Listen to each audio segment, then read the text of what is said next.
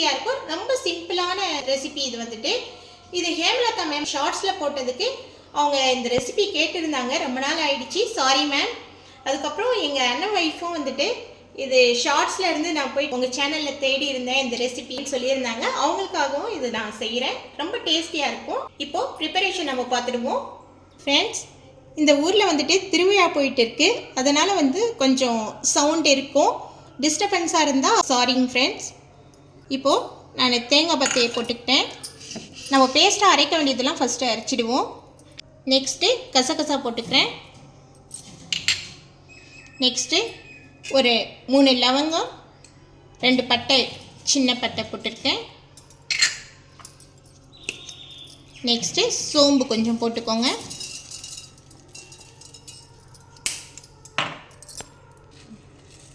Next மிளகாய் வற்றல் ஒரு 6 எடுத்துருக்கிறேன். உங்கள் காரத்துக்கு தகுந்த மாதிரி போட்டுக்கோங்க. ஃப்ரெண்ட்ஸ், ஃபஸ்ட்டு இதெல்லாம் வந்துட்டு பல்ஸ் மோட் கொடுத்து அடிச்சுக்குவோம்.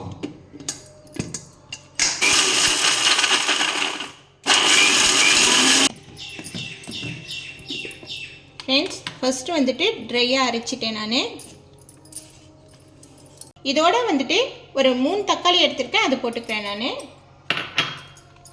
சைஸ்க்கு தகுந்த மாதிரி மாறும், இதுதான் அளவுன்றது இல்லை.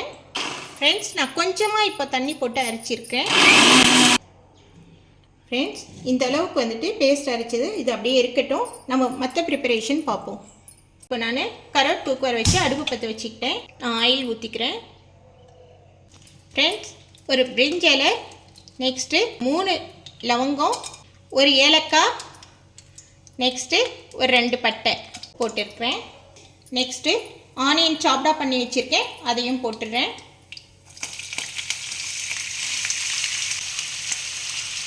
இது எல்லாம் சேர்த்து நல்லா வதக்குங்க.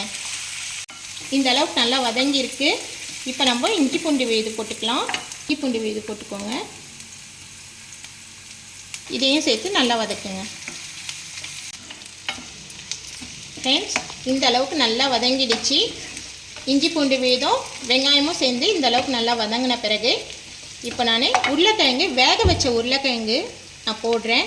ஒரு 2 விசில் மட்டுமே கொடுத்து வச்சுருக்கிறேன். ரொம்ப அதிகமாக வேகணும்னு அவசியம் இல்லை. ஒரு 3/4 வெந்துருந்துச்சினாக்கா போதும்.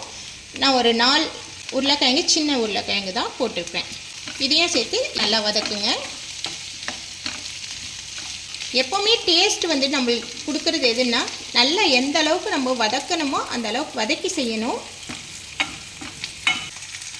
தனியாத்தூள் போட்டுக்கோங்க. ஒரு 3 ஸ்பூன் அளவுக்கு நான் தனியாத்தூள் போட்டிருக்கேன். நெக்ஸ்ட்டு மஞ்சள் தூள் போட்டுக்கோங்க. நெக்ஸ்ட்டு கறி மசாலா தூள் கொஞ்சமாக போட்டுக்கோங்க. இப்போது இதையும் சேர்த்து நல்லா வதக்கிக்கோங்க. இப்போது ஃப்ரோசன் க்ரீன் பீஸ் போடுறேன் நான். நீங்கள் நார்மலான பட்டாணி ஊற வச்சு செய்கிறீங்கன்னாக்கா அதை கொஞ்சம் வேக வச்சு இதோடு சேர்த்துக்கோங்க. இல்லைன்னா நிறைய நேரம் இது நீங்கள் வேக வைக்கிறதா இருக்கும்.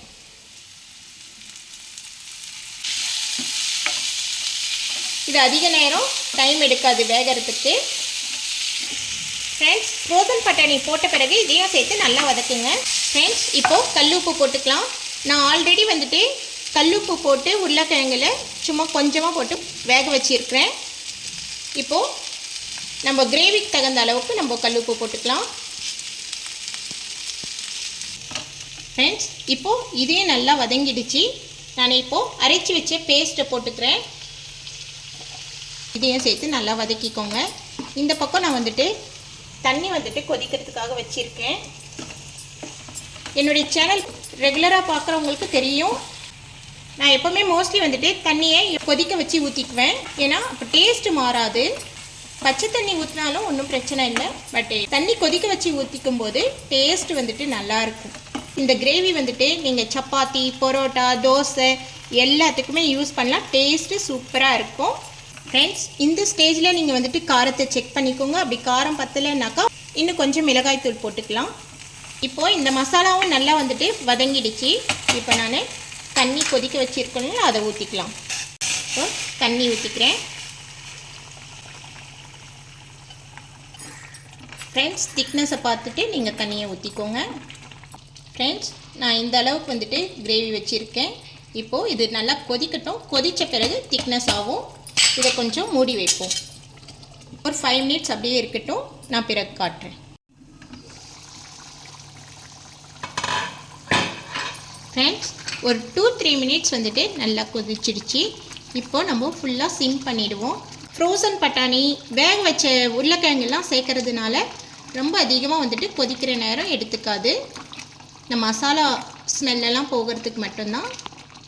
ஃப்ரெண்ட்ஸ், இதில் நான் கொத்தமல்லி தூவி அப்படியே நம்ம மூடி வைப்போம்.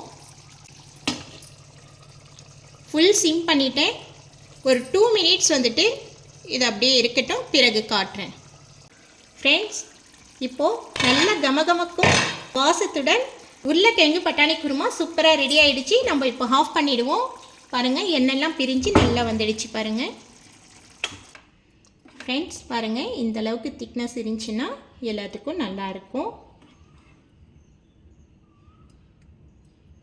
இப்போது சூப்பராக நம்மளுடைய உருளைக்கிழங்கு பட்டாணி குருமா சூப்பராக ரெடி ஆகிடுச்சு. தோசைக்கு, சப்பாத்திக்கு, இட்லி கூட நல்லாயிருக்கும். ஃப்ரெண்ட்ஸ், நம்மளுடைய உருளைக்கிழங்கு பட்டாணி குருமா சூப்பராக ரெடி ஆகிடுச்சு. இதை நீங்களும் வந்துட்டு ட்ரை பண்ணி பாருங்கள். ட்ரை பண்ணி பார்த்து எப்படி வந்தது அப்படின்னு சொல்லிட்டு கமெண்ட்ஸ் பண்ணுங்கள், லைக் பண்ணுங்கள், ஷேர் பண்ணுங்கள், சப்ஸ்கிரைப் பண்ணி நோட்டிஃபிகேஷன் பட்டனை ப்ரெஸ் பண்ணுங்கள். ஓகே ஃப்ரெண்ட்ஸ், நான் அடுத்த வீடியோவில் நான் சந்திக்கிறேன். பாய், தேங்க்யூ.